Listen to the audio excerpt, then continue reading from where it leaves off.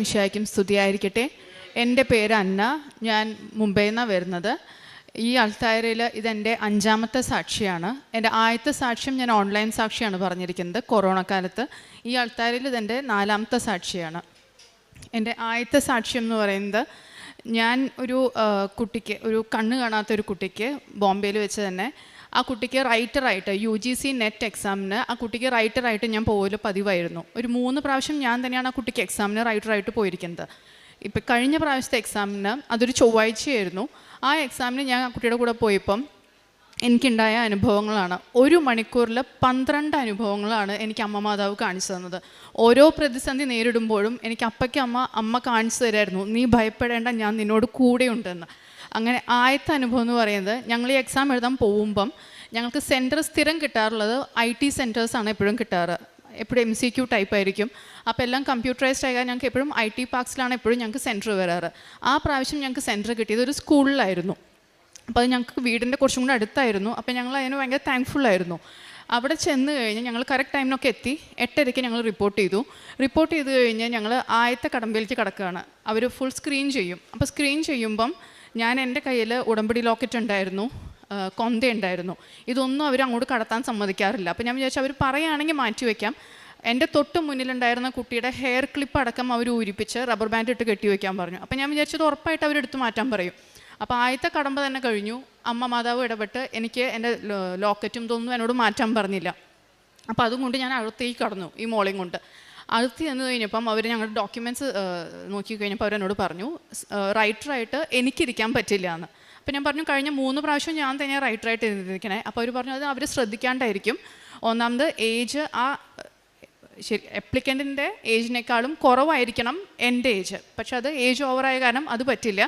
പിന്നെ ക്വാളിഫിക്കേഷൻ വൈസും എനിക്ക് ആ കുട്ടിക്ക് എഴുതാൻ പറ്റില്ലായിരുന്നു, കാരണം എൻ്റെ സയൻസ് ബാക്ക്ഗ്രൗണ്ടായിരുന്നു. അപ്പോൾ ആ കുട്ടിക്ക് സയൻസും മാത്സൊക്കെ ഈസിലി പറഞ്ഞു കൊടുക്കാൻ പറ്റുന്ന കാരണം അതും പറ്റില്ല എന്ന് പറഞ്ഞു. അപ്പോൾ ഞാൻ പറഞ്ഞു, എന്തെങ്കിലും ഒന്ന് ചെയ്യാൻ പറ്റുമോ, കാരണം ഇങ്ങനത്തെ ഒരു കേസായ കാരണം ഒത്തിരി പ്രതീക്ഷയോടുകൂടി ആ കുട്ടി വന്നിരിക്കുന്നത് എക്സാം എഴുതാനായിട്ട്. അപ്പം അവർ പറഞ്ഞു, ഒരു കാര്യം ചെയ്ത് നിൽക്കുക. അപ്പം രണ്ടാമത് ഞാൻ പ്രാർത്ഥിച്ചു തുടങ്ങി. അപ്പം ഞാൻ പറഞ്ഞു, എനിക്ക് ഇതിൽ ഒരു ഹയർ ഇൻചാർജിലുള്ള ആരോടെങ്കിലും ഒന്ന് സംസാരിക്കാൻ പറ്റുമോ എന്ന് ചോദിച്ചു. അപ്പോൾ അവർ പറഞ്ഞു, ഞങ്ങൾ നോക്കിയിട്ട് വരട്ടെ എന്നും പറഞ്ഞ് അവർ നോക്കാൻ പോയ സമയത്ത് ഞാൻ ഉടമ്പടി കാശുരൂപം കയ്യിൽ വെച്ച് മുറുക്കി പ്രാർത്ഥിച്ചുകൊണ്ടിരിക്കുകയായിരുന്നു, അമ്മ എനിക്കൊരു അടയാളം കാണിച്ചു തരണേന്ന്. അങ്ങനെ ഒരു മലയാളി ലേഡിയാണ് എൻ്റെ അടുത്ത് ആദ്യം സംസാരിക്കാൻ വന്നത്. അപ്പം ഞാൻ അവരുടെ അടുത്ത് ഞാൻ ഈ കാര്യങ്ങൾ മുഴുവൻ പറഞ്ഞു. അപ്പോൾ അവർ പറഞ്ഞു, ഞങ്ങൾ നോക്കി നോക്കട്ടെ, എന്തായാലും മാഡത്തിന് എഴുതാൻ പറ്റില്ല, ഞങ്ങൾ വേറെ ഇപ്പോൾ സ്കൂളായ കാരണം ഒരു സ്റ്റുഡൻറ്റിനെ കിട്ടുമോ നോക്കട്ടെ, 11th or 12th ഉള്ള ആർട്സ് സ്റ്റുഡൻറ്റിനെ കിട്ടുമോ നോക്കട്ടെ എന്ന് പറഞ്ഞു. അപ്പം ഞാൻ അമ്മയോട് മുറുകെ പ്രാർത്ഥിച്ചുകൊണ്ടിരുന്നു, അങ്ങനെ നല്ലൊരു കുട്ടിയെ കിട്ടണേ, കാരണം ഈ കുട്ടിക്ക് വായിച്ച് പറഞ്ഞു കൊടുത്ത് കുട്ടിക്ക് ശരിക്കും സമാധാനത്തിൽ പറഞ്ഞു കൊടുക്കുന്ന ഒരു കുട്ടിയാവണം. ധൃതിയിൽ വെച്ച് വായിച്ചു കൊടുത്തു കഴിഞ്ഞാൽ ഇത് ബ്ലൈൻഡായ കാരണം ഈ കുട്ടിക്ക് മുഴുവൻ മനസ്സിലാവില്ല. അപ്പോൾ അങ്ങനെ പ്രാർത്ഥിച്ച് ആ കുട്ടി വന്നപ്പം ഞാൻ അതിൻ്റെ അടുത്ത് സംസാരിച്ച് തുടങ്ങിയപ്പോൾ 2 സെൻറ്റൻസ് കഴിഞ്ഞപ്പോഴേക്കും ആ മോൻ എൻ്റെ അടുത്ത് ഇങ്ങോട്ട് ചോദിച്ചു, ആൻറ്റി മലയാളിയാണോ എന്ന്. അപ്പോൾ എനിക്ക് സന്തോഷമായി, ഒരു മലയാളിയാണ്. അപ്പം ഞാൻ ആ കുട്ടിക്ക് സമാധാനത്തിൽ നിന്ന് കാര്യങ്ങളൊക്കെ പറഞ്ഞു കൊടുത്തു. ഈ കുട്ടി ബ്ലൈൻഡാണ്, അപ്പോൾ സ്ലോലി വേണം ക്വസ്റ്റ്യൻസൊക്കെ വായിച്ചു കൊടുക്കാൻ. അങ്ങനെ അമ്മ അടുത്തത് ഇടപെട്ട് അങ്ങനെ നല്ലൊരു റൈറ്ററിനെ കിട്ടി. അതാണ് ആദ്യത്തെ ഞങ്ങൾക്ക് ആ സെൻറ്റർ മാറ്റിയതിലുള്ള അമ്മയുടെ കൈ അവിടെയായിരുന്നു. അതൊരു IT പാർക്കിൽ വെച്ചാണ് എന്നോട് റൈറ്ററായിട്ട് എഴുതാൻ പറ്റില്ല എന്ന് പറഞ്ഞിരുന്നെങ്കിൽ എനിക്ക് വേറൊരു റൈറ്ററിന് ആ സമയത്ത് ആ കുട്ടിക്ക് കിട്ടില്ലായിരുന്നു. ഇതൊരു സ്കൂളായതുകൊണ്ടും അന്ന് ആക്ച്വലി ഹോളിഡേ ആയിരുന്നു സ്കൂളിൽ ഈ സെൻറ്ററുള്ള കാരണം. പക്ഷേ ഈ കുട്ടി സ്പെഷ്യൽ ക്ലാസ്സിന് വന്ന കാരണം ഇതിനെ കിട്ടിയതായിരുന്നു, അല്ലെങ്കിൽ ഇങ്ങനെ ഒരു റൈറ്ററിനെ ഞങ്ങൾക്ക് എക്സ്ട്രാ കിട്ടില്ലായിരുന്നു. അങ്ങനെ ഇത് കഴിഞ്ഞ് ഈ മോനെ എനിക്ക് പുതിയ റൈറ്ററായിട്ട് കിട്ടി. അത് കഴിഞ്ഞ് പിന്നെ പുതിയ പ്രശ്നം വന്നു, ഈ കുട്ടിക്ക് മാത്രമായിട്ട് ഒരു ടീച്ചറിനെ ഇൻചാർജായിട്ട് വെക്കണം ക്ലാസ് റൂമിൽ. അപ്പം ഞാൻ നോക്കിയപ്പോൾ അവിടെ ഞാൻ സംസാരിച്ച ഒറ്റ ടീച്ചേഴ്സിനും ഒരു ശാന്ത സ്വഭാവം ഉണ്ടായിരുന്നില്ല. അപ്പം ഞാൻ വിചാരിച്ചു, ഇങ്ങനെ ശാന്ത സ്വഭാവം ഇല്ലാത്തൊരു ടീച്ചറൊക്കെ ഈ കൊച്ചിൻ്റെ അടുത്ത് വന്ന് 2 ഒച്ചയിൽ വർത്താനം പറഞ്ഞാൽ ഇത് പേടിച്ചു പോവും. അപ്പം രണ്ടാമത് ഞാൻ പ്രാർത്ഥിച്ചുകൊണ്ടിരിക്കുകയായിരുന്നു, ദൈവമേ നല്ല ശാന്ത സ്വഭാവമുള്ളൊരു ടീച്ചറെ അമ്മ തന്നെ ഒരുക്കി വിടണേന്ന്. അങ്ങനെ ഞാൻ കണ്ണു തുറന്ന് നോക്കിയപ്പം ചിരിച്ചുകൊണ്ട് ഒരു ടീച്ചർ റൂമിലേക്ക് കടന്നു വന്നു, അതും നീല ചുരിദാറിട്ടിട്ട്. അപ്പോൾ എനിക്ക് ഒത്തിരി സന്തോഷമായി. അടുത്തത് അമ്മയുടെ അടയാളമായിരുന്നു. അപ്പോൾ ആ ടീച്ചർ വന്ന് എന്നോട് പറഞ്ഞു, ഞാനാണ് ആ കുട്ടിക്ക് ഇൻചാർജായിട്ട് നിൽക്കാൻ പോകുന്നത്, മോള് പേടിക്കണ്ട, ഞാൻ നോക്കിക്കോളാം കാര്യങ്ങളൊക്കെ എന്ന് പറഞ്ഞു. അത് കഴിഞ്ഞ് അവർ പറഞ്ഞു, ഈ ഇരിക്കുന്ന റൂമിൽ തന്നെയാണ്, അപ്പം നിങ്ങൾ പുറത്തേക്ക് ഇറങ്ങി നിന്നു എന്ന് പറഞ്ഞു. അപ്പം ഞാൻ ആ പുറത്തേക്ക് ഇറങ്ങുന്നതിന് മുമ്പ് ഞാൻ ആ റൂം ഒന്ന് വിശുദ്ധീകരിക്കണമെന്ന് പറഞ്ഞ് ഞാൻ കണ്ണടച്ച് ഞാൻ പ്രാർത്ഥിച്ച് തുറന്നപ്പോഴാണ് അത്രയും നേരം ഞാൻ ഇരുന്ന ആ റൂം ഞാൻ ശ്രദ്ധിക്കുന്നത്. ആ റൂം ഫുൾ നീല പെയിൻ്റ് അടിച്ച റൂമായിരുന്നു. അപ്പോൾ പിന്നെയും എനിക്ക് അമ്മയുടെ ഒരു സാന്നിധ്യം അവിടെ അനുഭവപ്പെട്ടു. ഇതെല്ലാം കഴിഞ്ഞ് ഈ മോള് വന്നു ആ ക്ലാസ് റൂമിലേക്ക്. അപ്പോൾ അതുവരെ ആ കുട്ടി ഒന്നും അറിഞ്ഞിട്ടില്ല, ഞാനല്ല റൈറ്ററിനും പുതിയൊരു റൈറ്ററാണ് വരാൻ പോകുന്നതെന്നുള്ളതൊന്നും ആ കുട്ടി അറിഞ്ഞിട്ടില്ല. അപ്പോൾ ഞാൻ വളരെ സമാധാനത്തിൽ ആ കുട്ടീനെ പറഞ്ഞ് മനസ്സിലാക്കി. ചെറിയൊരു കാരണം കൊണ്ട് എനിക്ക് പറ്റില്ല, പക്ഷേ വേറൊരു കുട്ടീനെ ഇവിടെ വെച്ചിട്ടുണ്ട്, ആ കുട്ടിയെല്ലാം പറഞ്ഞു തരും എന്നൊക്കെ പറഞ്ഞ് അവിടെ ഇരുത്തിപ്പോയി. അതൊരു ചൊവ്വാഴ്ച ആയതുകൊണ്ട് എനിക്ക് ഇനി എക്സാം എഴുതാൻ പറ്റില്ല. അപ്പോൾ ഇനി എൻ്റെ അടുത്ത ഓപ്ഷൻ എനിക്ക് ധ്യാനം കൂടുക എന്നുള്ളതാണ്. അപ്പം അന്ന് വീട്ടിൽ കുറച്ച് പണികളും ഇതൊക്കെ നടക്കണ കാരണം എനിക്ക് വീട്ടിൽ ധ്യാനം കൂടാനുള്ള ഒരു അവസ്ഥയില്ല അന്ന്. അപ്പം ഞാൻ വിചാരിക്കായിരുന്നു ഞാൻ എവിടെ പോയിരുന്നു ധ്യാനം കൂടും. അങ്ങനെ പുറത്തിറങ്ങിയപ്പം ഈ ടീച്ചർ ഇൻചാർജ് എൻ്റെ അടുത്ത് പറഞ്ഞു, ഇത് ബ്ലൈൻഡായ കാരണം ഞങ്ങൾക്ക് ഒത്തിരി ഒരു ടെൻഷനുണ്ട്. കാരണം പെട്ടെന്ന് ഈ കുട്ടി പാനിക്കാവോ അങ്ങനെ എന്തെങ്കിലും ചെയ്തു കഴിഞ്ഞാൽ ഒന്ന് കാമാക്കാൻ വേണ്ടി മാഡത്തിന് കുറച്ച് നേരം ഇവിടെ ഇരിക്കാൻ പറ്റുമോ എന്ന് ചോദിച്ചു. ഞാൻ പറഞ്ഞു വളരെ സന്തോഷം. അപ്പോൾ എൻ്റെ മനസ്സിൽ അവിടെ ഒരു ഭാഗത്തിരുന്ന് ഹെഡ്ഫോൺ വെച്ച് ധ്യാനം കൂടാമെന്നായിരുന്നു. അങ്ങനെ അതും എനിക്ക് ഒരുക്കി തന്നു. അപ്പോൾ അവിടെ എനിക്ക് ആദ്യം ഒരു റിസപ്ഷൻ ഏരിയയിലാണ് എനിക്ക് സ്ഥലം കാണിച്ചു തന്നെ. പിന്നെ ആ ടീച്ചർ വന്നു പറഞ്ഞു, ഒരു കാര്യം ചെയ്തോ, ഒറ്റയ്ക്ക് വേണമെങ്കിൽ ഇരിക്കണമെങ്കിൽ ഇത് അവിടെ റൂമിൽ പോയിരുന്നു എന്നും പറഞ്ഞ് എനിക്ക് വേറൊരു റൂം തുറന്നു തന്നു ആ ടീച്ചർ. അപ്പോൾ എനിക്ക് അവിടെ ഹെഡ്ഫോണിൻ്റെ പോലും ആവശ്യമില്ല, ഒറ്റയ്ക്ക് ഇരുന്ന് എൻ്റെ ഫോണിൽ എനിക്ക് ധ്യാനം മുഴുവനായിട്ട് കൂടാൻ പറ്റി. ഇതെല്ലാം കഴിഞ്ഞ് ഈ കുട്ടി പുറത്തേക്ക് വന്നപ്പോൾ ഔട്ട് ഓഫ് 150 ക്വസ്റ്റ്യൻസ് ഈ കുട്ടി എല്ലാ ക്വസ്റ്റ്യൻസ് അറ്റംപ്റ്റ് ചെയ്തു. ഞാൻ ഇത്ര പ്രാവശ്യം ഞാൻ റൈറ്ററായിട്ട് പോയിരുന്നിട്ട് ഈ കുട്ടിക്ക് 100 ക്വസ്റ്റ്യൻസ് പോലും അറ്റംപ്റ്റ് ചെയ്യാൻ പറ്റിയിട്ടുണ്ടായിരുന്നില്ല. അന്ന് ആദ്യമായിട്ട് ആ കുട്ടിക്ക് 150 ഔട്ട് ഓഫ് 150 ക്വസ്റ്റ്യൻസും ആ കുട്ടി അറ്റംപ്റ്റ് ചെയ്തു. അങ്ങനെ ഒരു 3 മണിക്കൂർ കൊണ്ട് അമ്മ ഞങ്ങൾക്ക് 12 അനുഭവങ്ങളാണ് തന്നത്. എനിക്ക് തോന്നുന്നത് ആ ഒരു നേരത്ത് അമ്മ എൻ്റെ കൂടെ ഫുൾ ടൈം എൻ്റെ കൂടെ തന്നെയായിരുന്നു. വേറൊരു കാര്യത്തിലേക്ക് അമ്മയ്ക്ക് തിരിഞ്ഞു നോക്കാനുള്ള സമയം കിട്ടിയിട്ടുണ്ടാവില്ല. അതേപോലെ ഞാൻ വിളിക്കുന്നു, അമ്മ എനിക്ക് അനുഭവങ്ങൾ തന്നുകൊണ്ടിരിക്കുന്നു. അങ്ങനെയായിരുന്നു അമ്മ ഒത്തിരി അനുഗ്രഹങ്ങൾ ആ സമയത്ത് തന്നത്. രണ്ടാമത്തെ സാക്ഷ്യം എന്ന് പറയുന്നത് എൻ്റെ മകന് വേണ്ടിയാണ്. എൻ്റെ മൂത്ത മകന് കാലുമ്മ ഒരു നെയിലിൻ്റെ ഉള്ളിൽ ഒരു ഇൻഫെക്ഷൻ ഉണ്ടായിരുന്നു. അപ്പോൾ ഞങ്ങൾ വിചാരിച്ചത് ഒരു ഇൻഗ്രോത്ത് ആയിരിക്കും, അതിൻ്റെ ഇൻഫെക്ഷൻ ആണെന്നാണ് ആദ്യം ഡോക്ടേഴ്സൊക്കെ പറഞ്ഞത്. അപ്പോൾ അവൻ അതിന് റിപ്പീറ്റഡ്ലി മെഡിസിൻസ് എടുത്തുകൊണ്ടിരിക്കുകയായിരുന്നു. ഒരു 1.5 years അവൻ മെഡിസിൻസ് എടുത്തു. പക്ഷെ എന്നിട്ടും അത് മാറിയില്ല. അത് നല്ല പെയിൻഫുൾ ആയിരുന്നു. അവന് ഷൂ ഇടാൻ പറ്റില്ല. അവൻ ഒത്തിരി ഫുട്ബോൾ കളിക്കുന്ന ആളാണ്. അപ്പോൾ ഫുട്ബോൾ കളിക്കാൻ പറ്റണില്ല. എന്നാലും അത് വെച്ച് അവൻ കളിച്ചിരുന്നു, പക്ഷെ ഒത്തിരി ബുദ്ധിമുട്ടുണ്ടായിരുന്നു. അപ്പോൾ അവസാനം അവൻ തന്നെ പറഞ്ഞു, മമ്മ ഇത് ശരിയാവില്ല, നമുക്ക് സർജറി ചെയ്ത് അവസാനിപ്പിക്കാം. അപ്പോൾ ഡോക്ടറും അത് തന്നെയാണ് പറഞ്ഞിരുന്നത്. പക്ഷേ എനിക്ക് സർജറി ചെയ്യാനായിട്ട് താല്പര്യം ഉണ്ടായിരുന്നില്ല. ഞാൻ നമ്മുടെ ഉടമ്പടിയിലൊക്കെ തൈലവും ഉപ്പിട്ട വെള്ളത്തിൽ കാല് വെച്ച് അങ്ങനെയൊക്കെ ഞാൻ പ്രാർത്ഥിച്ചാണ് ഞാൻ പോയിരുന്നത്. ഞാൻ പറഞ്ഞു ഇനി വേറെ ഓപ്ഷനൊന്നും ഇല്ലെങ്കിൽ എന്നാൽ ശരി നമുക്ക് ചെയ്യാമെന്ന് പറഞ്ഞു. അങ്ങനെ സർജറിക്ക് അവനെ കയറ്റി ഒരു 10 മിനിറ്റ് കഴിഞ്ഞപ്പോൾ ആ ഡോക്ടർ എന്നെ വിളിച്ചുകൊണ്ട് പറഞ്ഞു, അത് നമ്മൾ വിചാരിച്ച പോലെ ഇൻഫെക്ഷൻ ആയിരുന്നില്ല, ആ നെയിൽ റിമൂവ് ചെയ്തപ്പോഴാണ് കാണണേ, ഉള്ളിൽ അത്രയും ആ നെയിലിൻ്റെ സെയിം ലെങ്ത്തിൽ ഒരു ബോണിൻ്റെ ഗ്രോത്ത് ആയിരുന്നു. അപ്പോൾ അതാണ് ഇത്ര നാളും മെഡിസിൻസ് കഴിച്ചിട്ട് മാറാഞ്ഞേ. ഇത് അമ്മ മാതാവിനെ എടുത്ത് മാറ്റാവുന്നതേ ഉണ്ടായിരുന്നുള്ളൂ, പക്ഷേ അത് അമ്മ കാണിച്ചു തരുന്നതായിരുന്നു. ലൈക്ക് ഇതുകൊണ്ടാണ് ഇത് മാറാഞ്ഞത്. പക്ഷേ അടുത്ത സാക്ഷ്യം എന്ന് പറയുന്നത് ഇത് 3 മാസം വരെ അവന് ഷൂ പോലും ഇടാൻ പറ്റില്ല എന്ന് പറഞ്ഞതായിരുന്നു. ഓപ്പൺ ആയിട്ടുള്ള സ്ലിപ്പ് ഇടാൻ പറ്റുള്ളൂ, 3 മാസത്തേക്ക് ഷൂ ഇടാൻ പറ്റില്ല, ഫുട്ബോൾ കളിക്കാൻ പറ്റില്ല എന്ന് പറഞ്ഞ ആൾ 1 മാസം കഴിഞ്ഞപ്പം അവൻ ടൂർണമെൻറ്റിനും പോയി, ഷൂ ഇട്ടു, പൂർണ്ണമായിട്ട് അവന് സൗഖ്യം കിട്ടി. അടുത്ത സാക്ഷ്യം എന്ന് പറയുന്നത് എൻ്റെ മകളുടെയാണ്. അവളിപ്പോൾ 8th സ്റ്റാൻഡേർഡിൽ പഠിക്കുന്നു. അവളുടെ ടേം എക്സാമിൻ്റെ ടൈമിൽ അവൾക്ക് എല്ലാ ദിവസവും സ്കൂളിൽ റിപ്പോർട്ടിംഗ് ടൈം 8:45 ആയിരുന്നു. അപ്പോൾ 8:45 അവൾ ഒരു രാവിലെ 7 മണിക്ക് എഴുന്നേറ്റ് അവളിരുന്ന് പഠിക്കാതിരിക്കുകയായിരുന്നു. അവൾ പഠിക്കാതിരിക്കുമ്പം ഞാൻ പ്രാർത്ഥനാ മുറിയിലിരുന്ന് ജപമാല ചൊല്ലിക്കൊണ്ടിരിക്കുകയായിരുന്നു. അപ്പോൾ ചൊല്ലിക്കൊണ്ടിരിക്കുന്നതിൻ്റെ ഇടയിൽ എനിക്ക് എന്തോ ഉള്ളിൽ നിന്ന് അമ്മ പറയുന്ന പോലെ തോന്നി, പിള്ളേരെ കൊണ്ടൊക്കെ നീ കൊന്ത ഇടിക്കുന്നുണ്ടല്ലോ കഴുത്തിൽ, നീ എന്താ കൊന്ത ഇടാത്തേന്ന്. അപ്പം തന്നെ ഞാൻ ജപമാലയോടെ വെച്ച് ഞാൻ ഇവിടുത്തെ കൃപാസനത്തിൻ്റെ നേരിയ കൊന്ത അതെടുത്ത് ഞാൻ അപ്പം തന്നെ പ്രാർത്ഥിച്ച് ഞാൻ കഴുത്തിലിട്ടു. അപ്പോൾ എനിക്ക് ഒത്തിരി സന്തോഷമായി. അത് കഴിഞ്ഞ് ജപമാല കഴിയലും മോളുടെ ഒരു ഫ്രണ്ട് എന്നെ വിളിച്ചിട്ട് പറഞ്ഞു, ആൻറ്റി ഇന്നത്തെ ടൈം മാറ്റിയിട്ടുണ്ട്, ആൻറ്റി നോട്ട് ചെയ്തിട്ടുണ്ടോ എന്നറിയില്ല, ഇന്ന് 8:45 അല്ല 7:45 സ്കൂളിൽ റിപ്പോർട്ടിങ്. ആ ഫോൺ അവളുടെ വരുന്നത് എനിക്ക് 7:15. ഇനി വെറും അരമണിക്കൂറേ ഉള്ളൂ, അതിനുള്ളിൽ റെഡി ആയിട്ട് എനിക്ക് സ്കൂളിൽ എത്തിക്കണം. പക്ഷേ ആ വിളിച്ച കുട്ടിയായിട്ട് ചെറിയ എന്തോ ഒരു ഫ്രണ്ട്ലി മാറ്ററിൽ തന്നെ എന്തോ ഒരു തല്ലു പിടിച്ചിരിക്കുന്ന കുട്ടിയായിരുന്നു. പക്ഷെ ആ കുട്ടിയെ കൊണ്ട് അമ്മ വിളിപ്പിച്ചതായിട്ടാണ് എനിക്ക് തോന്നുന്നത്. കാരണം ആ കുട്ടിയുടെ വിളി വന്നില്ല എന്നുണ്ടെങ്കിൽ ഞങ്ങൾ 8:45 സ്കൂളിൽ ചെല്ലുള്ളൂ, അവൾക്ക് ആ എക്സാം മിസ്സാവുകയും ചെയ്യും. അങ്ങനെ അവൾക്ക് നേരത്തിന് എത്തി എക്സാം എഴുതാൻ പറ്റി. അടുത്ത സാക്ഷ്യം എന്ന് പറയുന്നത് 2008 എൻ്റെ ഈ റൈറ്റ് ഐക്ക് ഒരു ഇഞ്ചുറി പറ്റിയിട്ടുണ്ടായിരുന്നു. മോൻ്റെ നഖം കൊണ്ടിട്ട് അതിൻ്റെ ഒരു മുന്നിലത്തെ ഒരു ലെയർ ടയർ ചെയ്ത് പോയായിരുന്നു. അപ്പോൾ അത് ലേസർ ചെയ്യാൻ പറ്റും എന്ന് പറഞ്ഞു, ട്രീറ്റ് ചെയ്യാൻ പറ്റും. പക്ഷേ ഞാനൊരു പേടി കാരണം ഞാനത് ചെയ്തില്ല. അപ്പോൾ റിപ്പീറ്റഡ്ലി നമ്മൾ പെട്ടെന്ന് ഉറക്കത്തുനിന്ന് കണ്ണൊക്കെ തുറക്കുമ്പം മിണ്ട പോകുന്നതിൻ്റെ കൂടെ ആ ഒരു ലെയറും കൂടെ പോകുമായിരുന്നു. അത് ഭയങ്കര പെയിൻഫുള്ളാണ്, ഒത്തിരി ഇങ്ങനെ വെള്ളമൊക്കെ വരും. അപ്പോൾ അത് അന്ന് കുറച്ച് നാളൊക്കെ അങ്ങനെ റിപ്പീറ്റഡ്ലി വന്നിരുന്നു. ഞാൻ 2021 ഇവിടെ ആദ്യമായിട്ട് ഉടമ്പടി എടുക്കാൻ വന്നപ്പം ഞാൻ ആ ഒരു കാര്യത്തെക്കുറിച്ച് ആലോചിച്ചിട്ടുണ്ടായിരുന്നില്ല. ഇവിടെ 3 തുള്ളി ഉടമ്പടി തൈലം ഇട്ട് ഉടമ്പടി സ്റ്റാർട്ട് ചെയ്യുന്ന സമയത്ത് ഞാൻ പെട്ടെന്ന് ആദ്യം തന്നെ എൻ്റെ വലത്തെ കണ്ണിലാണ് ഞാൻ ആ തൈലം ഇട്ടത്, പ്രാർത്ഥിച്ചത്. അതിനുശേഷം എനിക്ക് ഇന്നേ വരെ ആ ഒരു പ്രശ്നം ഉണ്ടായിട്ടില്ല. പക്ഷേ അതിനുശേഷം 3 പ്രാവശ്യം ഞാനിവിടെ സാക്ഷ്യം പറഞ്ഞു. പക്ഷേ ഇത് ഞാൻ സാക്ഷ്യത്തിൽ പറഞ്ഞില്ല. പക്ഷേ എനിക്ക് വേദന മാറിയില്ലെങ്കിൽ വളരെ സന്തോഷമായിരുന്നു. കാരണം രാവിലെ എഴുന്നേൽക്കുമ്പോഴോ അതൊന്നും എനിക്കൊരു പ്രശ്നമില്ല, വളരെ സുഖമായിരുന്നു. ഇപ്പം കഴിഞ്ഞ 1 മാസം മുമ്പ് എനിക്ക് രാവിലെ 5 മണിക്ക് പിന്നെയും ആ വേദന വന്നു, 4-5 കൊല്ലത്തിന് ശേഷം. അപ്പോൾ എനിക്ക് മനസ്സിലായി ഞാൻ സാക്ഷ്യം പറയാത്തതിൻ്റെയാണ്. കാരണം ഇത്രയും വലിയൊരു അനുഗ്രഹം എനിക്ക് സർജറി ഒന്നും കൂടാതെ എനിക്കത് മാറ്റി തന്നതിൽ ഞാൻ സാക്ഷ്യം പറയാത്തതുകൊണ്ടാണ് എനിക്ക് രണ്ടാമതും വേദന വന്നത്.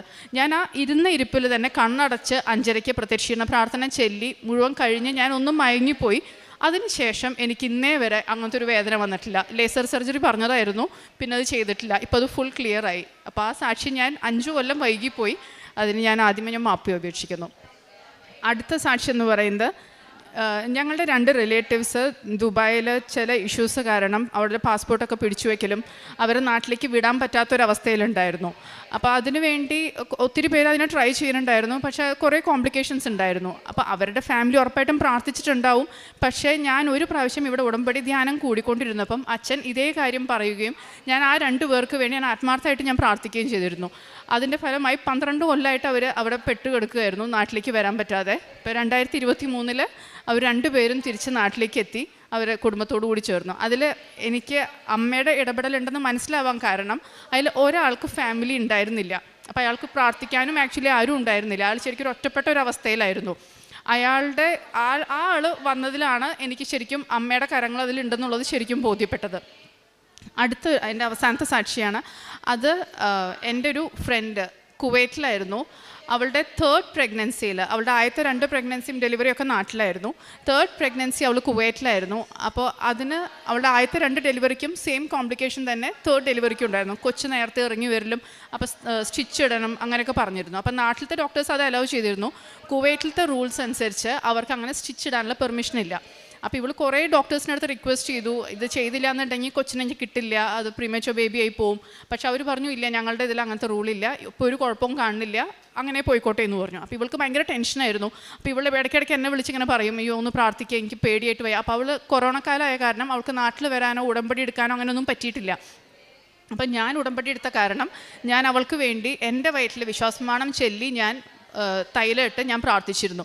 അതിൻ്റെ ഫലമായിട്ട് അവൾ ഒരു ദിവസം അപ്പോയിൻമെൻ്റ് എടുത്ത് ഡോക്ടറെ അടുത്ത് പോവുകയാണ്. ലാസ്റ്റ് ആൻഡ് ഫൈനൽ അവൾ ഒന്നും കൂടെ റിക്വസ്റ്റ് ചെയ്യാനായിട്ട്. അപ്പോൾ അവൾ എന്നോട് പോകുമ്പോൾ വിളിച്ച് പറഞ്ഞിരുന്നു, ഇന്ന് എന്തെങ്കിലും എനിക്ക് അവിടെ ഒന്ന് നടന്ന് കിട്ടണം, അതല്ലെങ്കിൽ എനിക്ക് 9 months എനിക്ക് ടെൻഷനായിരിക്കും. അങ്ങനെ അവൾ പോയി തിരിച്ച് വീട്ടിലെത്തുന്നവരെ ഞാൻ പ്രാർത്ഥിച്ചുകൊണ്ടിരിക്കുകയായിരുന്നു. അവൾ തിരിച്ചു വന്നപ്പോൾ എന്നോട് പറഞ്ഞത്, ഇത്രയും നാളും ഞാൻ അവിടെ കാണാത്ത ഒരു മലയാളി നേഴ്സ് എൻ്റെ അടുത്ത് വന്നിട്ട് ഈ കാര്യങ്ങൾ മുഴുവൻ എന്നോട് ചോദിച്ചറിഞ്ഞു. എന്നിട്ട് എന്നെ വേറൊരു ഡോക്ടറെ അടുത്ത് കൊണ്ടുപോയി. ആ ഡോക്ടർക്ക് ഫുൾ എക്സ്പ്ലെയിൻ ചെയ്ത് കൊടുത്തു. ആ ഡോക്ടർ സ്റ്റിച്ച് ഇട്ട് കൊടുക്കാനായിട്ട് തയ്യാറായി. നെക്സ്റ്റ് വീക്കിൽ വന്നോളാൻ പറഞ്ഞു എന്ന്. അപ്പോൾ അത് ശരിക്കും അമ്മ മാതാവ് തന്നെ അയച്ച ഒരു നേഴ്സായിരുന്നു. അതല്ലാതെ അവൾ ഇത്രയും നാൾ അവിടെ പോയിട്ട് ഒരാളും അത് സമ്മതിച്ചു കൊടുത്തിട്ടുണ്ടായിരുന്നില്ല ചെയ്യാനായിട്ട്.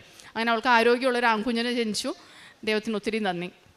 പ്രേക്ഷിത പ്രവർത്തനങ്ങളായിട്ട് ഞാൻ ചെയ്തുകൊണ്ടിരുന്നത് പത്രവിതരണം നടത്തിയിരുന്നു. പിന്നെ സാക്ഷ്യങ്ങൾ, ഇവിടെ വരുന്ന ഓരോ സാക്ഷ്യങ്ങളും ഞാനത് കേട്ട് കഴിഞ്ഞതിന് ശേഷമേ ഞാൻ ആർക്കെങ്കിലും ഷെയർ ചെയ്യുള്ളായിരുന്നു. അതല്ലാതെ യൂട്യൂബിൽ കിട്ടുന്ന അപ്പം തന്നെ ഞാൻ കയറി ഷെയർ ചെയ്യില്ല. ഞാൻ കേട്ടതിന് ശേഷം മാത്രമേ ഞാൻ ഷെയർ ചെയ്യുള്ളായിരുന്നു. പിന്നെ ഒത്തിരി പ്രാർത്ഥനാ ഗ്രൂപ്പുകളിൽ ഞാനിപ്പോൾ ഇവിടുത്തെ സാക്ഷ്യങ്ങൾ പല പ്രാവശ്യങ്ങളിൽ യൂട്യൂബിൽ വന്നിട്ടുള്ളത് കാരണം എന്നെ ഇപ്പോൾ പള്ളിയിലത്തെ ആയാലും വേറെ ഏതെങ്കിലും പ്രാർത്ഥനാ ഗ്രൂപ്പുകളിലൊക്കെ അരമണിക്കൂറിൻ്റെ ഒരു ടോക്കിന് വേണ്ടി അങ്ങനെയൊക്കെ അവർ ക്ഷണിക്കുമ്പം ഞാൻ നമ്മുടെ എൻ്റെ സാക്ഷ്യങ്ങളായാലും ദൈവിക വചനങ്ങളായാലും അങ്ങനെയും പ്രേക്ഷിത പ്രവർത്തനങ്ങൾ ചെയ്യാറുണ്ട്. കാരുണ്യ പ്രവർത്തികളായിട്ട് ഞാൻ സ്ഥിരമായിട്ടൊരു ഓർഫനേജിൽ കുറേ കൊല്ലങ്ങളായിട്ട് പോയിക്കൊണ്ടിരിക്കുന്നുണ്ട്. അവർക്ക് വേണ്ടി എല്ലാം എന്നെക്കൊണ്ട് പറ്റാവുന്നതൊക്കെ ഞാൻ അവർക്ക് വേണ്ടി ചെയ്തു കൊടുക്കുന്നുണ്ട്. പ്ലസ് അതിൻ്റെ കൂട്ടത്തിൽ ഞാനിപ്പോൾ ആഴ്ചയിൽ 1 വെച്ച് ഞാൻ വഴിയിലിരിക്കുന്ന പാവപ്പെട്ടവർക്ക് വേണ്ടിയും വീടില്ലാത്തവർക്കും അങ്ങനെയൊക്കെ ഭക്ഷണവും അങ്ങനെയൊക്കെ ഞാൻ എത്തിച്ചു കൊടുക്കുന്നുണ്ട്. പിന്നെ എൻ്റെ ത്രൂ ഒത്തിരി പേര് ഞങ്ങളുടെ വീട്ടിലായാലും ഫ്രണ്ട്സിൻ്റെ അടുത്തായാലും ഒത്തിരി പേര് ഉടമ്പടി എടുത്തിട്ടുണ്ട്. ഇപ്പം അത് അവർക്കും ഒത്തിരി അനുഭവങ്ങൾ കിട്ടിക്കൊണ്ടിരിക്കുന്നുണ്ട്. അങ്ങനെ ഇത്രയും അനുഗ്രഹങ്ങൾ തന്ന അമ്മമാതാവിനും തിരുക്കുമാരനും ഒത്തിരി നന്ദി. സ്നേഹം നിറഞ്ഞവരെ, അന്ന ഷിജു എന്ന സഹോദരിയാണ് തൻ്റെ ഉടമ്പടി ജീവിത സാക്ഷ്യം നമ്മളോട് പങ്കുവച്ചത്. ഈ സാക്ഷ്യത്തിലുടനീളം പരിശുദ്ധ അമ്മ അന്ന എന്ന സഹോദരിയുമായിട്ട് സംവദിക്കുന്നതായിട്ട് നമുക്ക് കാണുവാനായിട്ട് സാധിച്ചു എന്നുള്ളതാണ്. നമുക്കറിയാം, സൂര്യപ്രകാശം തെളിനീരിലും അതുപോലെ തന്നെ ചെളിനീരിലും രണ്ട് തരത്തിലാണ് റിഫ്ലക്റ്റ് ചെയ്യപ്പെടുന്നത്. അതുപോലെ തന്നെയാണ് ദൈവത്തിൻ്റെ സാന്നിധ്യവും വളരെ വിശുദ്ധിയോടുകൂടി ഇരിക്കുന്ന ഒരു വ്യക്തിയുടെ ജീവിതത്തിൽ, അല്ലെങ്കിൽ വിശുദ്ധമായിട്ടുള്ള ജീവിതം നയിക്കുന്ന ഒരു വ്യക്തിയുടെ ജീവിതത്തിൽ എങ്ങനെയാണോ റിഫ്ലക്റ്റ് ചെയ്യുന്നത് അതുപോലെ ആയിരിക്കുകയില്ല അശുദ്ധിയിൽ ജീവിക്കുന്ന ഒരു വ്യക്തിയുടെ ജീവിതത്തിലേക്ക് കടന്നു വരുമ്പോൾ. അപ്പോൾ നമുക്കറിയാം, ഉടമ്പടി എടുക്കുന്ന ഒരു വ്യക്തി തൻ്റെ ജീവിതത്തിൽ ദൈവികമായിട്ടുള്ള സാന്നിധ്യം, പരിശുദ്ധ അമ്മയുടെ സാന്നിധ്യം ലഭിച്ചു എന്ന് പറയുമ്പോൾ നമ്മൾ തിരിച്ചറിയേണ്ട ഏറ്റവും പ്രധാനപ്പെട്ട കാര്യമെന്ന് പറയുന്നത് ആ വ്യക്തി ഈ ദൈവവുമായിട്ട് സംവദിക്കുവാനായിട്ട് തൻ്റെ ജീവിതത്തിലെടുത്ത ത്യാഗങ്ങൾ, അതുപോലെ തന്നെ തൻ്റെ ജീവിതത്തിൽ താൻ വിശുദ്ധിയോടുകൂടി വ്യാപരിക്കണം എന്നുള്ള ചിന്തയിൽ തന്നെ നവീകരിച്ചിട്ടുണ്ട് എന്നുള്ളതാണ്. അതുകൊണ്ട് ഈ സഹോദരിയുടെ ഉടമ്പടി ജീവിത സാക്ഷ്യത്തിൽ ഈ സഹോദരി 12ഓളം പ്രാവശ്യം പരിശുദ്ധ അമ്മയുടെ ശക്തമായിട്ടുള്ള ഇടപെടൽ എൻ്റെ ജീവിതത്തിലുണ്ടായി എന്ന് പറയുമ്പോൾ ഉടമ്പടി ജീവിതത്തിന് വേണ്ടിയിട്ട് ഈ സഹോദരി എടുത്തിട്ടുള്ള ത്യാഗവും അതുപോലെ തന്നെ പ്രാർത്ഥനാ ജീവിതത്തിൽ എടുത്തിട്ടുള്ള വലിയ മനോഭാവവും നമ്മൾ കണ്ടിരിക്കേണ്ടതും നമ്മുടെ ജീവിതത്തിൽ മാതൃകയാക്കേണ്ടതുമാണ്. പ്രിയമുള്ളവരെ, നമ്മളുടെ ഉടമ്പടി ജീവിതത്തിലും പരിശുദ്ധ അമ്മയോട് ചേർന്ന് നിന്നുകൊണ്ട് വിശുദ്ധമായിട്ട് നമ്മുടെ ജീവിതം മുന്നോട്ട് കൊണ്ടുപോകുവാനായിട്ടും പരിശുദ്ധ അമ്മയുടെ സാന്നിധ്യവും സംരക്ഷണവും ഒക്കെ അനുഭവിക്കുവാനായിട്ടും പരിശുദ്ധ അമ്മയുടെ വലിയ കൃപയും അനുഗ്രഹവും നമ്മളുടെ ഓരോരുത്തരുടെയും ഉടമ്പടി ജീവിതത്തിൽ ഉണ്ടാകട്ടെ എന്ന് പ്രാർത്ഥിക്കുകയാണ്. നമുക്ക് ഇരു കരങ്ങളും അടിച്ച് ഈ കുടുംബത്തോട് ചേർന്ന് നിന്നുകൊണ്ട് ഈ സഹോദരിയോട് ചേർന്നുകൊണ്ട് പരിശുദ്ധ അമ്മ ചൊരിഞ്ഞ എല്ലാ അനുഗ്രഹങ്ങൾക്കും കൃപകൾക്കും നമുക്ക് ഇനി നിങ്ങൾക്കും സ്വന്തം. പേര് രമ്യ ജിൻഡോ. ഞാൻ ഓസ്ട്രേലിയ മെൽബണിൽ നിന്നാണ് വരുന്നത്. എൻ്റെ മമ്മി 2022 മെയ് 25 വന്ന് തീർത്ഥാടന ഉടമ്പടി എടുത്തു. തീർത്ഥാടന ഉടമ്പടി എടുക്കാനുണ്ടായ കാരണം, ഞങ്ങൾ നാട്ടിൽ മെയ് 28 വരാനിരിക്കെ എനിക്ക് അവിടെ വെച്ച് തലവേദന വന്ന് MRI ചെയ്തപ്പോൾ അതിൽ ബ്രെയിൻ ട്യൂമറാണെന്ന് അറിഞ്ഞു. അപ്പം സർജറി ചെയ്യണമെന്ന് പറഞ്ഞു. അപ്പം മെയ് 24 എൻ്റെ സർജറി കഴിഞ്ഞു. എനിക്ക് 2 ചെറിയ മക്കൾ, 8 വയസ്സും 3 വയസ്സുള്ള 2 മക്കളും ഹസ്ബൻഡും അടങ്ങുന്നതാണ് എൻ്റെ കുടുംബം. അപ്പോൾ പപ്പേനെയും മമ്മീനെയും അങ്ങോട്ട് കൊണ്ടുപോകുന്ന കാരണം പപ്പയ്ക്കും മമ്മിക്കും എൻ്റെ സർജറിക്ക് മുന്നേ ഇവിടെ എത്താൻ പറ്റിയില്ല അമ്മയുടെ അടുത്ത്. അപ്പം 25 വന്നാണ് എൻ്റെ സർജറി കഴിഞ്ഞ് പിറ്റേ ദിവസമാണ് എൻ്റെ മമ്മി വന്ന് തീർത്ഥാടന ഉടമ്പടി എടുത്തത്. അപ്പോൾ എടുത്ത സമയത്ത് തന്നെ എൻ്റെ ബ്രെയിൻ ട്യൂമറിൻ്റെ സർജറി കഴിഞ്ഞ് അത് ബ്രെയിൻ ക്യാൻസർ ആണെന്നുള്ള ഫ്രോസൺ സെക്ഷൻ റിപ്പോർട്ട് വന്നിരുന്നു.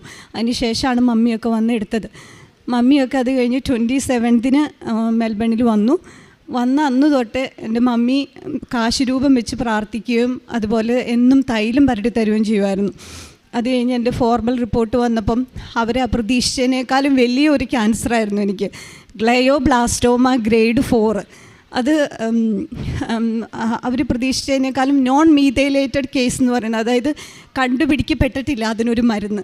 അപ്പം ഓൾറെഡി ബ്രെയിൻ ക്യാൻസർ ആയ ഒരാൾക്ക് കൊടുക്കാൻ പറ്റുന്ന മരുന്നുകൾക്ക് ഒത്തിരി ലിമിറ്റേഷനുണ്ട്. അപ്പം ഈ മരുന്ന് എൻ്റെ മുഖത്ത് നോക്കി അവർ പറഞ്ഞു ഇത് ലെസ് എഫക്റ്റീവ് ആണെന്ന് പറഞ്ഞു. അപ്പോൾ അന്നേരം അങ്ങനെ പറഞ്ഞപ്പോഴും ഞാൻ വിചാരിച്ചു എൻ്റെ ദൈവത്തിനൊന്നും അസാധ്യമല്ല. മരുന്നിന് അസാധ്യമായിരിക്കും, പക്ഷെ ദൈവത്തിനൊന്നും അസാധ്യമല്ല. അപ്പം അങ്ങനെ പറഞ്ഞെങ്കിലും വേറെ മരുന്നില്ലാത്തത് കൊണ്ട് അവർ ഈ മരുന്ന് തന്നെ കണ്ടിന്യൂ ചെയ്തോളാൻ പറഞ്ഞു. അപ്പം ഞങ്ങൾ അവിടുത്തെ വികാരിയച്ഛനെ കൊണ്ട് അത് ബ്ലെസ് ചെയ്യിപ്പിച്ച് ഓരോ കീമോ സെക്ഷനിലും അത് കഴിച്ചു. അതിനോടൊപ്പം എല്ലാ ദിവസവും വെഞ്ചിരിച്ച് ഉപ്പും തേനും, അതേപോലെ മമ്മി എന്നും എൻ്റെ തലയിൽ, എൻ്റെ മേള് തൊട്ട് താഴെ വരെ ഓരോ സ്ഥലത്തും മമ്മി തൈലം പുരട്ടി തരുമായിരുന്നു. അപ്പം അങ്ങനെ മമ്മി തൈലം പുരട്ടി തന്നുകൊണ്ടിരുന്ന സമയത്ത് എൻ്റെ റേഡിയേഷൻ അതിൻ്റെ സമയത്ത് ചെയ്തുകൊണ്ടിരിക്കുമായിരുന്നു. അപ്പോൾ റേഡിയേഷൻ്റെ സമയത്ത് എൻ്റെ പെർമനൻ്റായിട്ട് അടച്ച പല്ല് ഇളകിപ്പോന്നു, ഒത്തിരി വേദനയായിരുന്നു. അപ്പോൾ ഓൾറെഡി റേഡിയേഷൻ ചെയ്യുന്ന സമയമായതുകൊണ്ട് എനിക്ക് വേറെ ഡെൻ്റൽ ട്രീറ്റ്മെൻറ്റ് ഒന്നും ചെയ്യാൻ പാടില്ല. ബ്രെയിനിന് സർജറി കഴിഞ്ഞുകൊണ്ട് ഒത്തിരി സിവിയറായിട്ടുള്ള പെയിൻ ടാബ്ലറ്റും എടുക്കാൻ പറ്റില്ല. അപ്പം ഞാനിങ്ങനെ അമ്മ മാതാവിനോട് പ്രാർത്ഥിച്ചു പറഞ്ഞു, മാതാവ് എനിക്കൊന്നും ചെയ്യാൻ പറ്റത്തില്ല, നിനക്കറിയാലോ എന്ന് പറഞ്ഞിട്ട് വെഞ്ചിരിച്ച് ഉപ്പും തൈലവും പരട്ടി അവിടെ വെച്ച് പ്രാർത്ഥിച്ചു. പിറ്റേ ദിവസം രാവിലെ തൊട്ട് എൻ്റെ പല്ലുവേദന പൂർണ്ണമായിട്ടും മാറി. അപ്പോൾ അത് കഴിഞ്ഞ് അതിൻ്റോടൊപ്പം തന്നെ എല്ലാ ദിവസവും ഇങ്ങനെ പ്രാർത്ഥന ചൊല്ലിക്കൊണ്ടിരിക്കുവാണ്. അപ്പം എനിക്ക് ബ്രെയിൻ സർജറി കഴിഞ്ഞ് എൻ്റെ കണ്ണ്, റൈറ്റ് സൈഡിലെ കണ്ണ് എനിക്ക് തുറക്കുന്നതിന് ബുദ്ധിമുട്ടായിരുന്നു. അപ്പം ഞാൻ ജൂൺ 30 ഞാനും ഓൺലൈനിൽ ഉടമ്പടി എടുത്തു. എൻ്റെ ചേച്ചിയും ഒത്തിരി സ്വന്തപ്പെട്ടവരും ഒക്കെ എനിക്ക് വേണ്ടി ഇവിടെ വന്ന് ഉടമ്പടി എടുത്തു. അപ്പം ഓൺലൈൻ ഉടമ്പടി എടുക്കുമ്പം അരമണിക്കൂർ ബൈബിൾ വായിക്കണം എന്നുള്ളത് ഒരു നിബന്ധനയാണല്ലോ. അപ്പം എൻ്റെ അടുത്ത് എല്ലാവരും പറഞ്ഞു ഓഡിയോ ബൈബിൾ വായിക്കുമെന്ന് പറഞ്ഞു. അപ്പോൾ ഓഡിയോ ബൈബിൾ കേൾക്കാൻ പറഞ്ഞു. അപ്പോൾ ഞാൻ അങ്ങനെ കേൾക്കുമ്പോഴത്തോട്ടും ഈ സർജറിയും റേഡിയേഷനും എല്ലാം കാരണം ഞാൻ അപ്പം തന്നെ ഉറങ്ങിപ്പോകുമായിരുന്നു. അപ്പം ഞാൻ എൻ്റെ വലത് കണ്ണിനായിരുന്നു പ്രശ്നം. വലത് കണ്ണ് അടച്ചു വെച്ച് ഇടത് കണ്ണുകൊണ്ട് മാത്രം ബൈബിൾ വായിച്ചു തുടങ്ങി. അപ്പം ഒരു 2 വീക്സ് കൊണ്ട് എൻ്റെ ഈ കണ്ണിൻ്റെ ഇത് ഫുള്ള് മാറി. വലത് കണ്ണ് എനിക്ക് അല്ലാതെ എന്നെ കാണുന്ന ഒരാൾക്ക് മനസ്സിലാവും എൻ്റെ കണ്ണ് ഞാൻ നോക്കുന്നതും നടക്കുന്നതും എല്ലാം അങ്ങനെയായിരുന്നു. അതും അപ്രത്യക്ഷമായി. അപ്പം അതിനോടൊപ്പം തന്നെ എനിക്ക് 2 പ്രാവശ്യം കോവിഡ് വന്നതാണ്.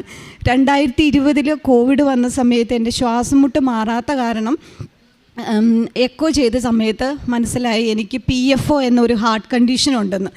അപ്പം ആ ഹാർട്ട് കണ്ടീഷൻ എന്ന് വെച്ചാൽ നമ്മളെല്ലാവരും ജനിക്കുമ്പം നമ്മൾ ആദ്യത്തെ കരച്ചിൽ കരയുമ്പോൾ നമ്മുടെ ഒരു ഓപ്പണിങ് എല്ലാവർക്കും ഉണ്ട്. അത് ആദ്യത്തെ കരച്ചിൽ അത് അടയും. ഇല്ല, ഇൻ കേസ് അത് അടഞ്ഞില്ലെങ്കിൽ വിതിൻ 2 years ഓഫ് ലൈഫിലാണ് അത് അടഞ്ഞു പോകുന്നത്. അപ്പം എൻ്റെ അത് അടഞ്ഞിട്ടുണ്ടായിരുന്നില്ല. അത് കഴിഞ്ഞ് ഞാൻ അവിടെ ഒരു കാർഡിയോളജിസ്റ്റിൻ്റെ അപ്പോയിൻമെൻറ്റിന് വേണ്ടിയിട്ട് വെയിറ്റ് ചെയ്യുമായിരുന്നു. അത് കഴിഞ്ഞ് ഞാൻ ഇതിനെക്കുറിച്ച് പൂർണ്ണമായിട്ട് മറന്നുപോയി. എൻ്റെ ബ്രെയിൻ സർജറിയുടെ സമയത്ത് പോലും ഞാൻ ഈ കണ്ടീഷൻ, എന്നോട് ഹാർട്ട് കണ്ടീഷൻ എന്തെങ്കിലും ഉണ്ടോ എന്ന് ചോദിച്ചപ്പോൾ ഞാനത് മറന്നുപോയിരുന്നു. മമ്മി ഒരു ദിവസം ഇതിങ്ങനെ പ്രതിഷ്ഠീകരണ പ്രാർത്ഥനയെല്ലാം കഴിഞ്ഞ് മമ്മി തൈലം വെച്ച് പ്രാർത്ഥിച്ചുകൊണ്ടിരുന്ന സമയത്ത് പെട്ടെന്ന് എനിക്ക് ഓർമ്മ വന്നു എനിക്കൊരു ഹാർട്ട് കണ്ടീഷൻ ഉണ്ടല്ലോ എന്ന്. പിന്നെ ഞങ്ങൾ പ്രൈവറ്റായിട്ട് കാർഡിയോളജിസ്റ്റിനെ കണ്ടു. അപ്പോൾ എൻ്റെ അടുത്ത് പറഞ്ഞു എനിക്ക് ഓൾറെഡി ഒരു ബ്രെയിൻ സർജറി കഴിഞ്ഞതായതുകൊണ്ട് സ്ട്രോക്ക് വരാനുള്ള സാധ്യത കൂടുതലാണ്, അതുകൊണ്ട് അതിന് ആർട്ടിഫിഷ്യലായിട്ട് അത് ക്ലോസ് ചെയ്യണം എന്ന് പറഞ്ഞു. അപ്പോഴത്തോട്ട് എനിക്ക് ഭയങ്കര പേടിയായി. ഇനി വീണ്ടും ഒരു സർജിക്കൽ പ്രൊസീജിയറിലൂടെ എനിക്ക് കടന്നു പോകുന്നതിനെക്കുറിച്ച് ഓർക്കുമ്പോൾ പേടിയായിരുന്നു. അപ്പോൾ എന്നും തൈലം പുരട്ടി മാതാവിനോട് പറഞ്ഞു അടുത്ത എക്കോയിൽ ഇതുണ്ടാവരുതേ മാതാവേ, ഈ PFO അവിടെ ഉണ്ടാവില്ലെന്ന് പറഞ്ഞു. അത് കഴിഞ്ഞ് 2-3 ആഴ്ച കഴിഞ്ഞ് എക്കോ ചെയ്ത് നോക്കിയപ്പം ആ PFO അവിടെ ഇല്ല. വിതിൻ 2 years ഓഫ് ലൈഫിൽ അടഞ്ഞു പോകേണ്ട ആ PFO ഇത്രയും പ്രായമായപ്പം മാതാവിൻ്റെ തൈലം പുരട്ടി അതടഞ്ഞു. അപ്പം അത് കഴിഞ്ഞു. അപ്പോൾ എൻ്റെ ഡോക്ടേഴ്സ് എല്ലാം പറഞ്ഞത് നമ്മുടെ മുഖത്ത് നോക്കി അവരിങ്ങോട്ട് ചോദിക്കും നിങ്ങൾക്കറിയണോ നിങ്ങളുടെ പ്രോഗ്നോസിസ്. അപ്പോൾ അവരെന്നോട് ചോദിച്ചു നിനക്കറിയണോ. അപ്പോൾ അവരെന്നോട് പറഞ്ഞ് പ്രോഗ്നോസിസ് എത്ര കാലം ജീവിക്കും എന്ന് പറഞ്ഞത് വളരെ മോശമായ ഒരു സമയമായിരുന്നു എന്നോട് പറഞ്ഞത്. അതിനുശേഷം എൻ്റെ ആൻറ്റി ഇവിടെ വേറെ ലേക്ക് ഷോറിലെ ഒരു ഓൺകോളജിസ്റ്റിനെയും കണ്ടു. അപ്പോൾ അതിന് മോശമായ ഒരു പരിധിയാണ് അവരെനിക്ക് പറഞ്ഞത്. അപ്പം ഞാൻ മാതാവിനോട് പറഞ്ഞു മാതാവേ, നീ നിൻ്റെ മകൻ്റെ കൂടെ 33 വർഷം ജീവിച്ചല്ലോ. ഞാൻ എൻ്റെ മക്കൾക്ക് 8 വയസ്സും 3 വയസ്സും അല്ലേ ആയിട്ടുള്ളൂ. എനിക്ക് നീ സഞ്ചാരി മാതാവ്, സമയത്തിൻ്റെ മാതാവല്ലേ, എനിക്ക് സമയം കൂട്ടി തന്നെ മാതാവേ എന്ന് പറഞ്ഞു. അത് കഴിഞ്ഞ് അതിനുശേഷമുള്ള എല്ലാ MRIയിലും ഡോക്ടേഴ്സിന് വരെ അതിശയാണ്. കാരണം എൻ്റെ കീമോതെറാപ്പിയുടെ മരുന്ന് എഫക്റ്റീവ് ആവില്ല എന്ന് അവർ വിധി എഴുതിയ ടാബ്ലറ്റ്. അതുകൊണ്ടല്ല ഞാൻ സുഖപ്പെട്ടതെന്ന് എനിക്ക് നല്ല ഉറപ്പാണ്. എൻ്റെ മാതാവും ഈശോപ്പയും എന്നെ സുഖപ്പെടുത്തിയത്. No more ഗ്രോത്താണ്. അപ്പം ഞാൻ എന്നും ഈ ഓൺലൈനിൽ ഉടമ്പടി കൂടുമ്പോഴും അതേപോലെ തന്നെ ഈ യൂട്യൂബിലെ സാക്ഷ്യങ്ങൾ കേൾക്കുമ്പോഴും ഞാൻ ഈ മാതാവിൻ്റെ ഈ രൂപം കാണുമ്പോൾ ഞാൻ എന്നും പറയും എൻ്റെ മാതാവേ, എനിക്ക് ഒന്ന് വന്ന അമ്മേനെ കാണാൻ പറ്റണേ. എനിക്കറിയാം എനിക്കിവിടെ വരാൻ പറ്റിയ അത് സാക്ഷ്യം പറയാൻ വേണ്ടിയിട്ടായിരിക്കുമെന്ന്. കാരണം അവരെന്നോട് പറഞ്ഞത് എനിക്ക് ഫ്ലൈറ്റിൽ ട്രാവൽ ചെയ്യാൻ പറ്റില്ല, കാരണം ബ്രെയിനിൽ ക്യാൻസർ ആയതുകൊണ്ട് അത് സ്പ്രെഡ് ചെയ്ത് ക്യാബിൻ പ്രഷറൊക്കെ കൂടുമ്പം അത് ബേസ്റ്റ് ആവാം. അപ്പോൾ അതുകൊണ്ട് അങ്ങനെ ഒരു ഫ്ലൈറ്റ് ട്രാവൽ ക്ലിയറൻസ് എനിക്ക് തന്നിരുന്നില്ല. അപ്പോൾ അതിനുശേഷമുള്ള എൻ്റെ 3 MRIയും നോർമലായിരുന്നു. അപ്പോൾ എനിക്ക് അവർ ഈ ലാസ്റ്റ് ഫെബ്രുവരിയിൽ എനിക്ക് എൻ്റെ ജാനുവരിയിൽ എല്ലാ ട്രീറ്റ്മെൻറ്റും കംപ്ലീറ്റായി. അതിന് ശേഷമുള്ള MRIയും ഓക്കെ ആയിരുന്നു. അപ്പോൾ അവരെനിക്ക് ഫ്ലൈറ്റ് ട്രാവൽ ക്ലിയറൻസ് തന്നു. അങ്ങനെ ഞങ്ങൾ ഇവിടെ എത്തി. അപ്പം ഫ്ലൈറ്റിൽ വെച്ച് എൻ്റെ പപ്പയ്ക്ക് ഞങ്ങൾ വന്നുകൊണ്ടിരുന്ന സമയത്ത് എൻ്റെ രാത്രിയിൽ പപ്പയുടെ അടുത്തുനിന്ന് ഒരു പ്രത്യേകതരം ഒച്ച കേട്ടു. അപ്പോൾ ഞാൻ ഫുൾ ടൈം 12 hours ഫ്ലൈറ്റ് ഉണ്ട്. ആ സമയത്ത് മൊത്തം ഞാൻ പ്രാർത്ഥിച്ചുകൊണ്ടിരുന്നത് ജപമാലയും പ്രത്യക്ഷീകരണ പ്രാർത്ഥനയായിരുന്നു. മാതാവേ, സഞ്ചാരി മാതാവേ, നീ ഞങ്ങളുടെ കൂടെ ഉണ്ടായിരിക്കണം, നീ സഞ്ചാരി മാതാവല്ലേ, ഫ്ലൈറ്റിൽ നീ ഉണ്ടാവണം എന്ന് പറഞ്ഞ് പ്രാർത്ഥിച്ചുകൊണ്ടിരുന്നത്. അപ്പം പപ്പയുടെ അടുത്തുനിന്ന് ഒരു പ്രത്യേക സൗണ്ട് കേട്ട് നോക്കിയപ്പോഴത്തേക്കും പപ്പ അൺറെസ്പോൺസീവ് ആയിരുന്നു. അതിനുശേഷം എന്താ ചെയ്യേണ്ടതെന്ന് അറിയില്ല. ഞങ്ങൾ ഉറക്കം നിലവിളിച്ചു. അപ്പോഴത്തേക്കും ഫ്ലൈറ്റിലുള്ള വേറെ ആൾക്കാർ വന്നു. അത് കഴിഞ്ഞപ്പോഴത്തേക്കും ഞാൻ കംപ്രഷൻ കൊടുത്തു. പപ്പ പിടിയിന്ന് എഴുന്നേറ്റു. അതിനുശേഷം ഇവിടെ വന്നു. പപ്പ ഡോക്ടേഴ്സിനെയൊക്കെ കണ്ടു. അപ്പോൾ പപ്പയ്ക്ക് ചെറിയൊരു സ്ട്രോക്കും ഒക്കെ വന്നാന്നാണ് അവർ പറഞ്ഞ്. അതിൻ്റെ ട്രീറ്റ്മെൻറ്റും കാര്യങ്ങളും ഒക്കെ നടന്നുകൊണ്ടിരിക്കുന്നു. അപ്പോൾ എനിക്ക് നല്ല ഉറപ്പുണ്ട് മാതാവാണ് ആ സമയത്ത് ഞങ്ങളെ എഴുന്നേൽപ്പിച്ചതും ഞങ്ങളെ ഇവിടെ സേഫായിട്ട് എത്തിപ്പിച്ചതും എന്നുള്ളതിന് നല്ല ഉറപ്പുണ്ട്. അതുപോലെ തന്നെ എൻ്റെ ആധ്യാത്മിക ജീവിതത്തിൽ ഒത്തിരി മാറ്റങ്ങൾ വന്നു. പണ്ടൊരു സൺഡേ ക്രിസ്ത്യൻ മാത്രമായിരുന്നു ഞാൻ. സൺഡേയിൽ മാത്രം പള്ളിയിൽ പോയിക്കൊണ്ടിരുന്നത്. ഞാൻ ഇത് ഉടമ്പടി എടുത്തതിന് ശേഷം ഞാൻ കീമോ ചെയ്യുന്ന ഒരാളുടെ ക്ഷീണവും കാര്യങ്ങളും ഒക്കെ എല്ലാവർക്കും അറിയാം. പക്ഷെ ഞാൻ ഒരു ദിവസം പോലും വിശുദ്ധ കുർബാന മുടക്കിയിട്ടില്ല. അന്നേരം എൻ്റെ ഹസ്ബൻഡും എല്ലാവരും പറയും നിനക്ക് പറ്റുമോ? ഞാൻ സിക്ക് ബാഗും പിടിച്ചിട്ടാണ് പള്ളിയിൽ പോണതും കുർബാന കണ്ടതും. പക്ഷെ ഒരിക്കലും കുർബാനയുടെ സമയത്തോ കുർബാന സ്വീകരിച്ചതിന് ശേഷവും ഞാൻ ഒമിറ്റ് ചെയ്തിട്ടില്ല.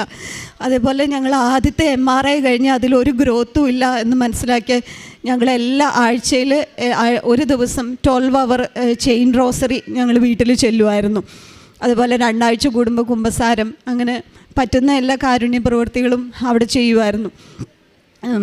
പിന്നെ അതേപോലെ തന്നെ എൻ്റെ ചേച്ചി ഇവിടെ ഒക്ടോബറിൽ വന്ന് എനിക്ക് വേണ്ടി ഇവിടെ വന്ന് പ്രാർത്ഥിച്ചു. ആ സമയത്ത് ഞങ്ങളുടെ ഇൻഷുറൻസിൻ്റെ പൈസ അവർ എന്ത് ചെയ്തിട്ടും തരാൻ കൂട്ടാക്കാതെ ഓരോ എക്സ്ക്യൂസസ് കണ്ടുപിടിക്കുമായിരുന്നു. അപ്പോൾ അത് മാതാവിന് ഇവിടെ വന്ന് ചേച്ചി വന്ന് ഉടമ്പടി എടുത്ത് കഴിഞ്ഞപ്പോൾ തൊട്ടും അത് കിട്ടി, ഒരു കുഴപ്പമില്ലാതെ.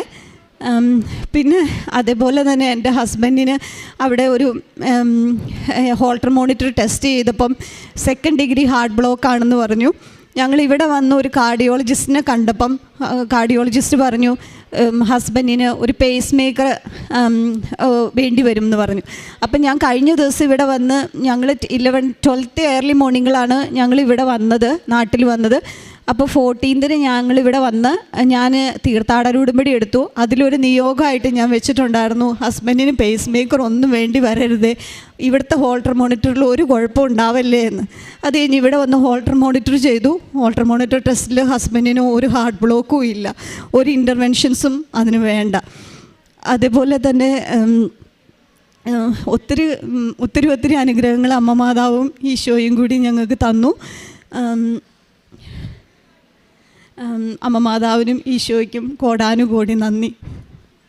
സഹോദരരെ, നമ്മൾ കേട്ടത് രമ്യ ജിൻഡോയുടെ അനുഭവസാക്ഷ്യമാണ് നമ്മളിപ്പോൾ ശ്രവിച്ചത്. അനുഭവസാക്ഷ്യം പറഞ്ഞപ്പോൾ നമ്മളുമായിട്ട് പങ്കുവച്ചു. ഓസ്ട്രേലിയ മെൽബണിൽ നിന്ന് വന്ന സഹോദരിയാണ് അനുഭവസാക്ഷ്യം നമ്മളുമായിട്ട് പങ്കുവച്ചത് എന്നുള്ള ഒരു കാര്യം. ഈ അനുഭവസാക്ഷ്യം പറഞ്ഞപ്പോൾ മനസ്സിലേക്ക് വരുന്നത് നമ്മുടെ യാക്കോബ് എഴുതിയ ലേഖനത്തിൽ 1-ാം അധ്യായം 2-ാം വാക്യത്തിൽ പറയുന്നത് വിശ്വാസം പരീക്ഷിക്കപ്പെടുമ്പോൾ നമുക്ക് വിശ്വാസത്തിൽ സ്ഥിരത ലഭിക്കുമെന്നാണ് പറയുന്നത്.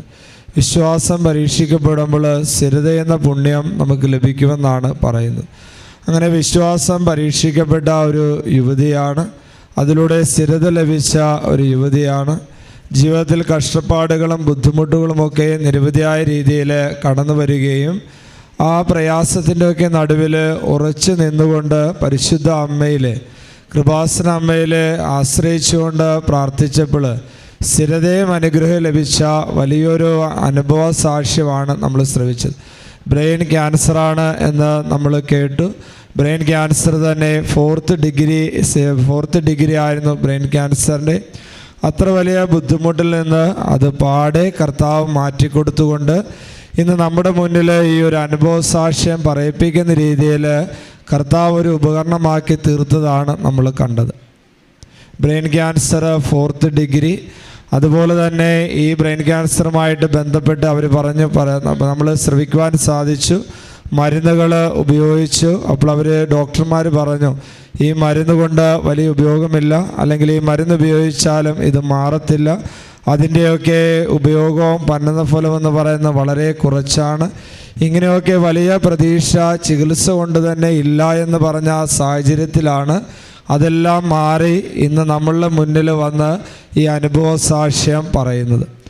അതുപോലെ തന്നെ റേഡിയേഷനും അതുപോലെ കീമോയിലൂടെയൊക്കെ കടന്നു പോയപ്പോൾ പല്ലിന് വായ്ക്ക് സംഭവിച്ച ബുദ്ധിമുട്ടുകൾ നമ്മൾ കേട്ടു. അതോടൊപ്പം തന്നെ കണ്ണിൻ്റെ കാഴ്ച, വലത് കണ്ണിൻ്റെ കാഴ്ച പോയപ്പോഴുണ്ടായ സംഭവങ്ങൾ കേട്ടു. കീമോ റേഡിയേഷനിൽ പോയപ്പോൾ വായ്ക്ക് ബുദ്ധിമുട്ടുകളും പല്ലിന് തടസ്സങ്ങളും ഉണ്ടായപ്പോൾ ഇവിടുന്ന് കൊടുത്ത ഉടമ്പടി തൈലവും തേനും അതെല്ലാം ഉപയോഗിച്ച് പ്രാർത്ഥിക്കുകയും അത് ഉപയോഗിക്കുകയും ചെയ്തപ്പോൾ അത് പൂർണ്ണമായി മാറി. അമ്മ ഇവിടെ നിന്ന് ഉടമ്പടി എടുത്തുകൊണ്ട് വിദേശത്തേക്ക് പോവുകയായിരുന്നു. ഇവർ തീർത്ഥാടന ഉടമ്പടി എടുത്തിട്ടുണ്ടായിരുന്നു. ഇവരുമായി ബന്ധപ്പെട്ട എല്ലാവരും ഉടമ്പടി എടുത്ത് പ്രാർത്ഥിച്ചുവെന്നാണ് നമ്മളിവിടെ പങ്കുവച്ചപ്പോൾ പറഞ്ഞത്. അപ്പോൾ കണ്ണിൻ്റെ കാഴ്ചയൊക്കെ പോയപ്പോൾ നമ്മളുമായിട്ട് പങ്കുവച്ചു. ആ സമയത്ത് ഓഡിയോ ബൈബിള് അവർ കേട്ടു. അവസാനം ഒരു കണ്ണ് അടച്ചു വെച്ച് ഈ കാണാത്ത കണ്ണ് നല്ലാരും മുറുക്കെ അടുക്കി വെച്ചിട്ട് കാണാവുന്ന കണ്ണുകൊണ്ട് ബൈബിൾ വായിച്ചെന്നാണ് പറയുന്നത്. 2 ആഴ്ചയ്ക്കുള്ളിൽ റേഡിയേഷൻ കാരണം കാഴ്ച പോയത് അതിൻ്റെ തടസ്സങ്ങൾ മാറി പൂർണ്ണ കാഴ്ച ലഭിച്ചു. ഇപ്പോൾ വിദേശത്തുള്ള യാത്രയിൽ അപ്പനുണ്ടായ ബുദ്ധിമുട്ട് നമ്മൾ കേട്ടു. അതിൻ്റെ തടസ്സങ്ങൾ മാറിയ കാര്യങ്ങൾ ഒരു സ്ട്രോക്കിൻ്റെ ഒരു അംശമാണ് ഫ്ലൈറ്റിൽ യാത്ര ചെയ്തപ്പോൾ ഉണ്ടായത്. പക്ഷേ കൃപാസനമ്മയിൽ അടിയുറച്ച് വിശ്വസിച്ച് അവർ പറയുമായിരുന്നു സഞ്ചാരി മാതാവാണ്. ഇപ്പം സഞ്ചാരി മാതാവ് ഈ യാത്രയിൽ തടസ്സങ്ങളുള്ളപ്പോൾ ഞങ്ങളോടൊപ്പം സഞ്ചരിക്കണം. അങ്ങനെ പറഞ്ഞ് പ്രാർത്ഥിച്ചപ്പോൾ ആ ബുദ്ധിമുട്ട് മാറിക്കിട്ടി. അതുപോലെ തന്നെ പല പ്രയാസങ്ങളുമൊക്കെ ഭർത്താവിൻ്റെ ഹാർട്ടിൻ്റെ പ്രശ്നങ്ങൾ നമ്മൾ കേട്ടു. ഹാർട്ട് 2 സെക്കൻഡ് ഡിഗ്രിയാണ്, അത് അടഞ്ഞു പോയി. ഇപ്പോഴും ഞങ്ങൾ പേസ് മേക്കർ വെക്കണമെന്ന് പറഞ്ഞു. ഉടമ്പടി എടുത്ത് ഞങ്ങൾ പ്രാർത്ഥിച്ചു. ഇന്ന് അതൊന്നും വേണ്ടാതെ തുറന്നു കിട്ടി, പ്രയാസങ്ങളൊക്കെ മാറി. അങ്ങനെ നിരവധിയായിട്ടുള്ള പരിശുദ്ധ അമ്മയുടെ ഇടപെടലുകൾ ലഭിച്ച ഒരു സഹോദരിയുടെ അനുഭവ സാക്ഷ്യമാണ് നമ്മൾ കേട്ടത്. ബ്രെയിൻ ക്യാൻസർ 4th ഡിഗ്രി പൂർണ്ണമായും മാറ്റിയിട്ട് ഇവിടെ സാക്ഷ്യം പറയാൻ വരുന്നു. ഫ്ലൈറ്റിലായിരുന്ന സമയത്ത് അപ്പന് ഒരു സ്ട്രോക്ക് വന്നിട്ട് അതിൽ നിന്ന് പരിശുദ്ധ അമ്മയെ വിളിച്ച് സഞ്ചാരി മാതാവ് എന്നുള്ള വിശേഷണം പ്രാർത്ഥിച്ചപ്പോൾ അത് മാറിക്കിട്ടി. അതുപോലെ തന്നെ ഭർത്താവിൻ്റെ ഹാർട്ടിൽ ഉണ്ടായ ബ്ലോക്ക് ഈ പേസ് മേക്കർ വെക്കണം, അല്ലെങ്കിൽ ഇതുപോലെയുള്ള സംവിധാനങ്ങൾ ചെയ്യണം. പക്ഷെ അവരൊന്നേ പ്രാർത്ഥിച്ചുള്ളൂ, ഇതില്ലാതെ തന്നെ അത് മാറ്റിക്കിട്ടണം. അതിൻ്റെ പ്രയാസങ്ങൾ മാറി. നമ്മൾ ആലോചിക്കുക, പരിശുദ്ധ അമ്മയുടെ മധ്യസ്ഥതയിൽ ആശ്രയിച്ച് പ്രാർത്ഥിച്ചപ്പോൾ എത്ര വലിയ തടസ്സങ്ങളാണ് അത് മാറ്റിക്കൊടുക്കണം. അതുകൊണ്ടാണ് പറഞ്ഞത്, നമ്മൾ ഈ പറഞ്ഞതുപോലെ ഈ വിശ്വാസം പരീക്ഷിക്കപ്പെടുമ്പോൾ നമുക്ക് സ്ഥിരത ലഭിക്കും. ഏറ്റവും കൂടുതൽ വിശ്വാസം പരീക്ഷിക്കപ്പെട്ടതാണ്. ഇപ്പം ഓസ്ട്രേലിയ മെൽബണിൽ നിന്ന് ഇങ്ങോട്ട് വരുമ്പോൾ ക്ലിയറൻസ് കിട്ടണമെങ്കിൽ ഈ അസുഖം പൂർണ്ണമായിട്ടും മാറണമായിരുന്നു. പക്ഷെ ആദ്യമൊക്കെ പരിശോധിച്ചപ്പോൾ അതിൻ്റെ തടസ്സങ്ങൾ കാണിച്ചു. ഇപ്പോൾ ഇവിടെ വരണം, സാക്ഷ്യം പറയണം, ഇതൊക്കെ ഒരു നിയോഗമായിരുന്നു. അവസാനം ടെസ്റ്റ് നടത്തിയപ്പോൾ ഫ്ലൈറ്റിൽ പോകുവാനായിട്ടുള്ള ജേർണിയുടെ ആ തടസ്സങ്ങളൊക്കെ മാറ്റി ഇവർ യാത്രയാക്കിയായിരുന്നു. നമുക്ക് കരങ്ങളടിച്ച് പരിശുദ്ധ അമ്മയുടെ മധ്യസ്ഥത ലഭിച്ച